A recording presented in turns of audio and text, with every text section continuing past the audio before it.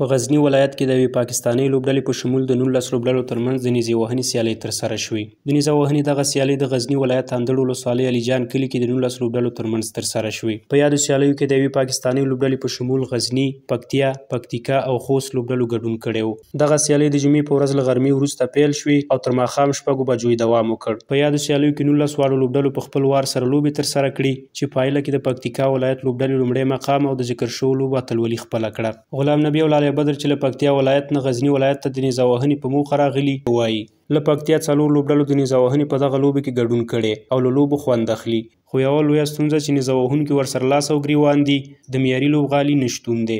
سخت خوشحاله یو له ډېر لرې موږ راغلي او ماشاءالله لوبه هم خوندوره لوبه ده او تر دې دمه مې لوبه نه ده کړې، 12 نوبت مې ده.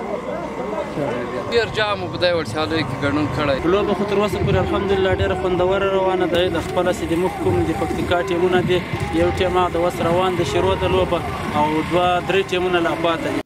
د یادو لوبو لوبڅار عبدالوکیل وایي لوبې په ښه شکل ترسره شوې او ټول اصول پکې په پام کې نیول شوي وو. خو دی هم وایي د نیزه وهنې لپاره باید حکومت اولویت ورکړي او په ټولو ولایتونو کې ورته داسې میدانونه جوړ کړي چې په کور دننه د نیزه وهنې لوبډلو ترڅنګ د بهرنیو هیوادونو لوبډلې هم لیواله شي او افغانستان ته د نیزه وهنې د لوبو لپاره راشي. هغه وایي که خلک نیزه وهنې ته دومره لیوال وي او مسؤلین ورته پاملرنه زیاته کړي، لرې نه ده چې دغه لوبه ډېر ژر د هیواد په مخکښو لوبو کې وشمیرل شي.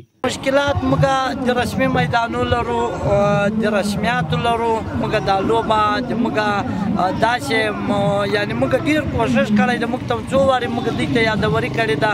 ورغلي یو مرکز ته نظر محمد مطمئن صاحب په وخت کې امم د ټول افغانستان د نیزه‌بازي رئیس محمد اسلم مخلص ورته معرفي کړی ده تر څو پورې دغه له درکه چې د موږ دا لوبه په مخ لاړه شي او نړۍ لوبو ته موږ لار پیدا کړو. د اندړ ولسوالۍ قومي مشر شاه محمد اندړ وایي موده وروسته په غزني ولایت کې د نیزه وهنې له سیالیو خوند واخیست. دی وایي که په راتلونکي کې ورته سیالۍ جوړې شي له یوه پلوه به د پردیو هغو لوبو مخه ونیول شي چې پر موږ تپل شوي دي او له بل لوري نیزه وهنه چې مخینی په افغانستان کې سوونو کلونو ته رسیږي بیرته خپل زاړه برم ته ور وګرځېږي. الحمدلله ډېر په ټغر باندې ښه ژوند سره کوو. نو دغه خلک ټول د میلې ته راغلي دي.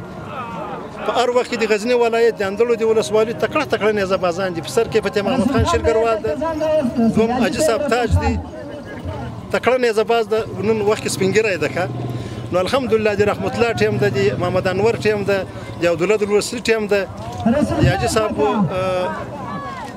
ظاهر ټیم ده. نو الحمدلله د غزني د ولایت تکړه نیزه بازان دي.